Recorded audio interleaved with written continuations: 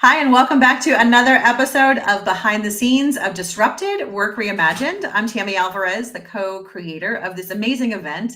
And today I've got Adele Wang with us. So thank you so much for being with me today. So great to be here, Tammy. Glad you're here. And I am even more excited about all of the amazing thought leadership and wisdom that you are going to be sharing during the Unconference in one of, I think, the topics that just is front page news every single day, right? So I don't think we can go a day without talking about AI, worrying about AI, thinking about AI, using AI.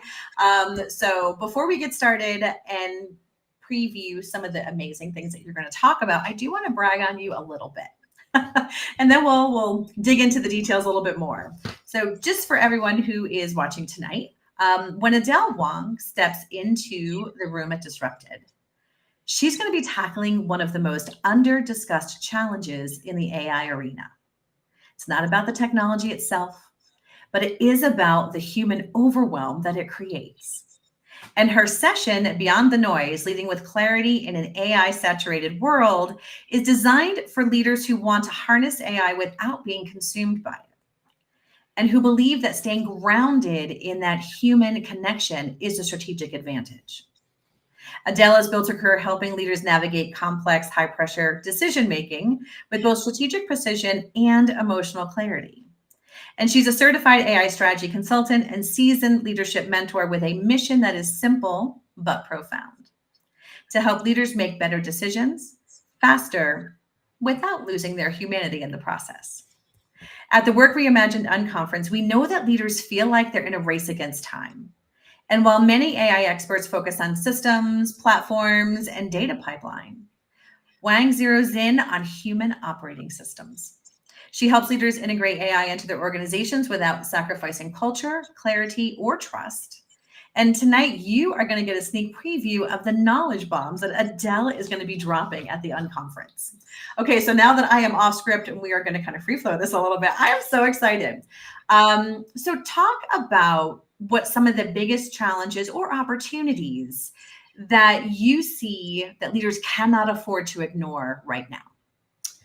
I love the way you say it. It is a challenge and it's a huge opportunity because it's such a fundamental shift in the way you think about work. And much of the hype right now is around tools. We love tools. But if you can drop a level or two or three below the noise Mhm. and just take a step back and just notice what's happening in the world of work, in like overall, a lot of our assumptions about the nature of work are changing, about leadership. What does it mean to be a leader?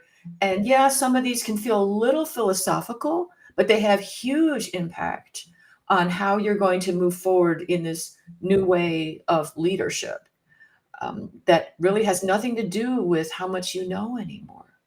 And I think that's going to be a real challenge for a lot of leaders because, especially high performers, my experience has been a lot of people in leadership are that way because they've mastered the art of information. And I'll talk about more about why that is. And in order to move in this new direction, we got to dip into other buckets. And that also means that the nature of all your relationships towards work is going to change. So the biggest challenge and opportunity is to really, I like to tell everyone to start with beginner's mind.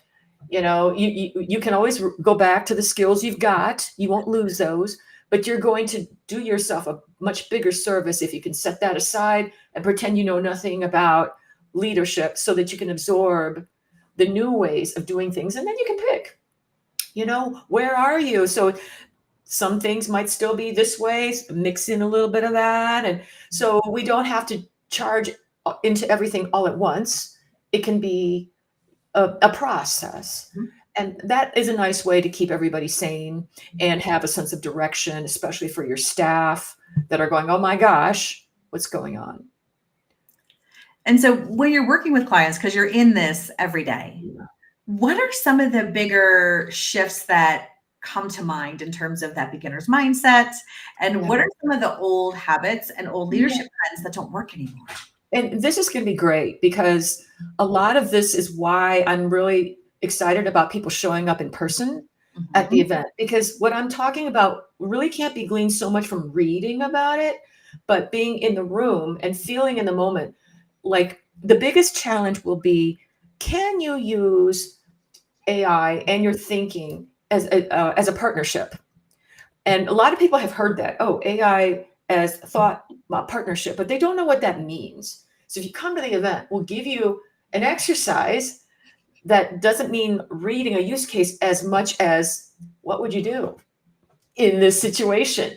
Hint, hint, hint, 3 or 4 hints. And they'll be like, whoa, Yeah. yeah, keep going. That's the experience we want for everybody. Because if you sit back and try to learn AI, it doesn't permeate. So, like one simple example that might rock people's world a little bit is the idea of what a meeting is. It used to be that a meeting is you get all the humanoids online at the same time, and there's this agenda, and we do everything in real time.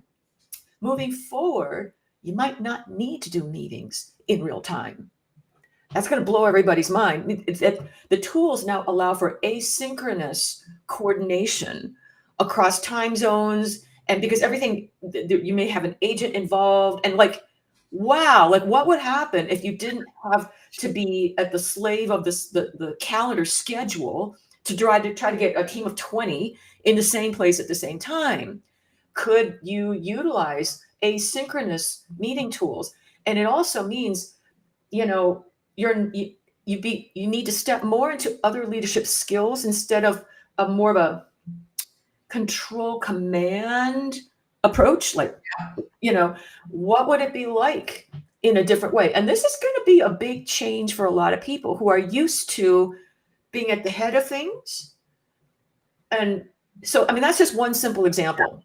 How do you run meetings and you're going to have agents, you're going to have humans, asynchronous sync of information. What would that do for your productivity? What would that do for a lot of times when, Tammy, I'm sure you've been in situations where you just can't get everybody in the same place. Like herding cats, right? Yes. Yeah, I mean, that's so simple because we've been bound by time, like the calendar or hours in the day or time zone. That just opens up a lot of freedom. Yeah. And these tools now you can capture a transcript. People can mine what was said before. I mean, it's just much more efficient. So that's one tiny little example. Another example might be, in the past, high performers have been thought to advance my career it's like going up in my skill set kind of thing. But what if careers of the future are more about building a portfolio of types of work instead of upward? What if it's breadth with the type of, bring a portfolio of you, because you've mastered the art of being a conductor between AI agents and humanoids, and you don't need everybody in the same room at the same time. And by the way, performance reviews might not happen once a year anymore. They happen continuously, so people never get surprised. I mean, this is a very different way of leading. So that's why I'm excited for the summit, because we'll put you just dancing in the moment and see if you can expand your thinking a bit in a way that I think a lot of the challenge is getting people to think of new use cases. Oh, I didn't know I could use AI for that. I'm like, yeah, because then your creativity and your leadership possibility, it is exponential, not just learning one more leadership thing. Right. If that makes sense, It does. you're just going to expand at an exponential rate. But we need to get people out of what we've been conditioned, because we don't even know the box we're in. Right. We think of work a certain way. Maybe work doesn't have to be 9 to 5. We don't know. And every leader there gets to sit with what's possible for their company. So it's not like, here's how you lead in AI. It's like, what's right for your unique situation. Absolutely. So that means stepping into a different leadership bucket, much more possibilities. Yeah. So that's a long, convoluted answer, but I hope that gives you a and our watchers and our viewers, to get a sense of what's possible. And I think that the whole purpose behind this unconference is that we know that the toolkits that have gotten us so far in our businesses and our careers have stalled. Best case scenario, they don't work anymore. Worst case scenario, our frameworks that we're used to are actually hurting the business. Yeah. And it's getting out of what we know and not just pie in the sky thinking, but really practical things that work. But they're new because we know that work doesn't work anymore. So we're trying to give leaders the ability to recreate that. One of the things I heard yesterday or earlier this week that absolutely terrified me. Mostly terrified and a little exciting is, one of our advisors on the CWC team is very active in the AI space and she's doing speaking all over the place. And she's like, yeah, I heard something last week that made me a little nervous. I'm like, what? And so we all know about business models, right? B2B for business to business, B2C, business to consumer.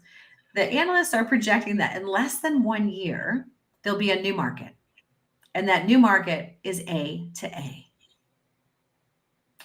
So, where all of us have our twin digital assistant, and then those two assistants are talking to each other instead of us talking to each other. And I was just like, okay, I can't even get my head wrapped around that yet. So think about, when you talk about greenfield and just the dynamic level of this changing, it is massive.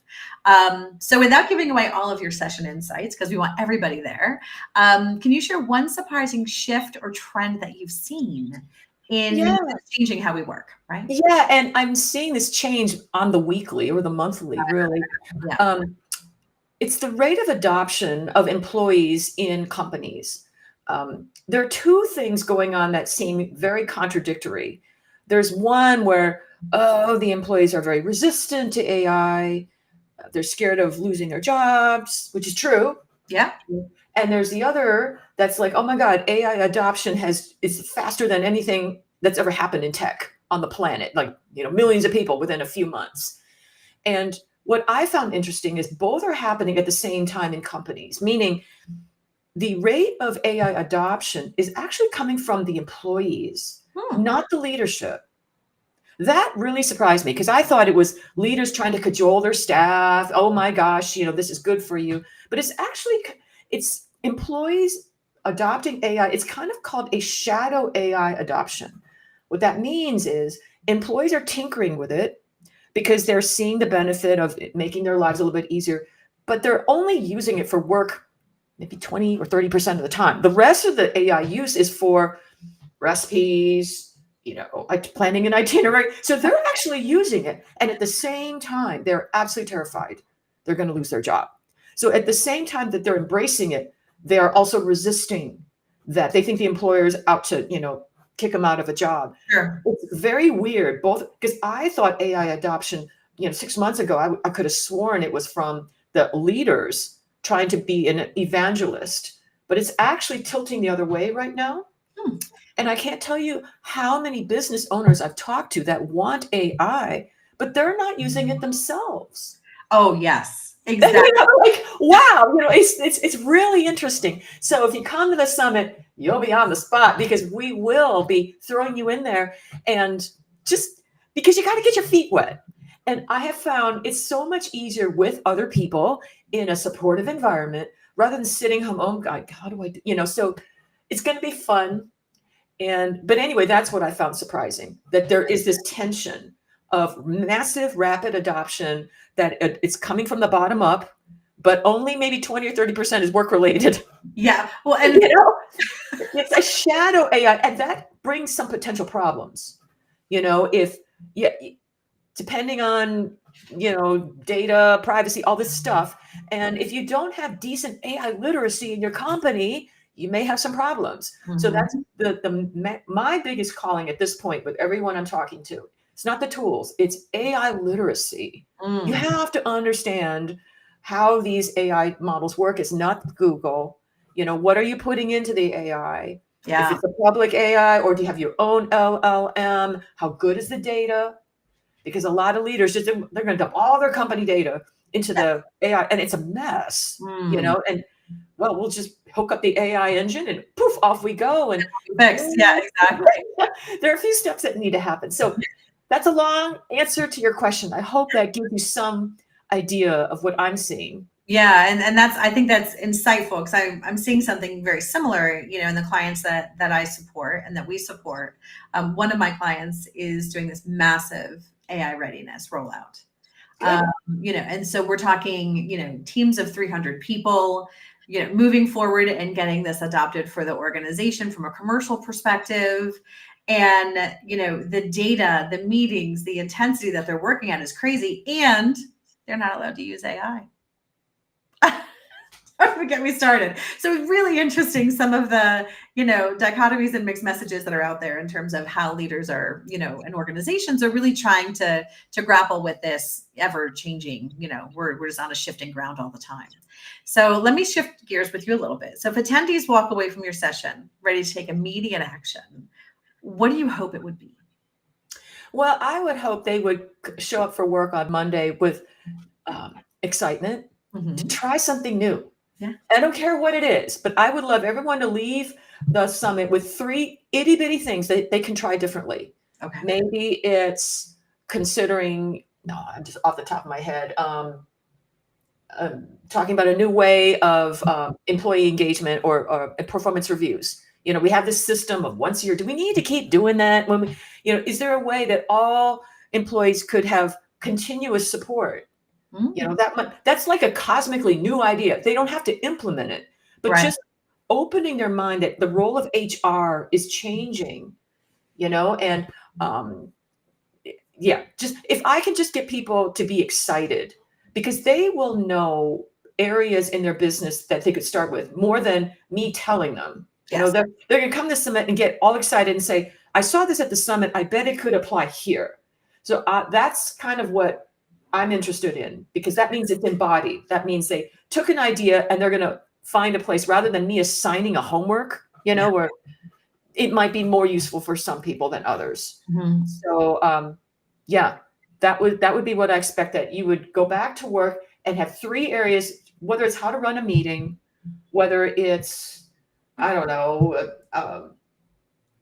there's so many, like my brain gets overwhelmed. I think what I'll do is I'll show up at the summit with, here's 20 ideas, pick 3 or something like that. Yeah, because that would be a lovely way just to get started, get this engine moving. And starting to make some more strategic decisions about where those value adds are, right? Yes. So, yeah. And then, so what do you think is the main thing that's going to separate future forward thinking from everyone else? The ability to step into beginner's mind. This really is business reinvented. It's not like the internet where you took what you were doing and then you just everything became e-business. You just add like a portal, and now you're consultants of the world. It's not like that. The biggest challenge is changing your thinking about who you are as a leader. That means you're not going to be able to rely on the power dynamics in your company are going to change. That means how decisions are made using AI. Like one thing I would invite everybody, you asked about something that they could do on Monday. I would love it if everybody went home on Monday or went to work on Monday and said, you know what, as we got a team of people for our Monday morning meeting, let's bring AI, put the laptop right on the desk and just have AI as part of the conversation. I mean, even that would be a step, a partnership. Someone suggests blah, blah, blah. Well, let's see what the AI thought partner might think. Oh, we have this, this, and this. What do you all think? So it expands the rate of innovation with new ideas. Right. And it will shake up some of the groupthink, because we're used to thinking this way. It's like, now there's 5 options. That would be refreshing for everybody. Yeah, absolutely. And get the elephant out of the room that everybody's worried about, right? Yeah. All right. Adele, thank you for sharing a sneak peek into all the amazing things that you are going to be contributing to during our unconference. And for those of you watching, we will include links for you to look and learn more. This is an application process. So to complete your application, because we want to make sure that this is right for you and your business. And so all of that will be in the notes in the post as well for this event. So thank you very much, Adele. It was great learning more about speaking with you, Tammy, and all of the things ahead. So I look forward to seeing you in October. Same here. Thanks. All right.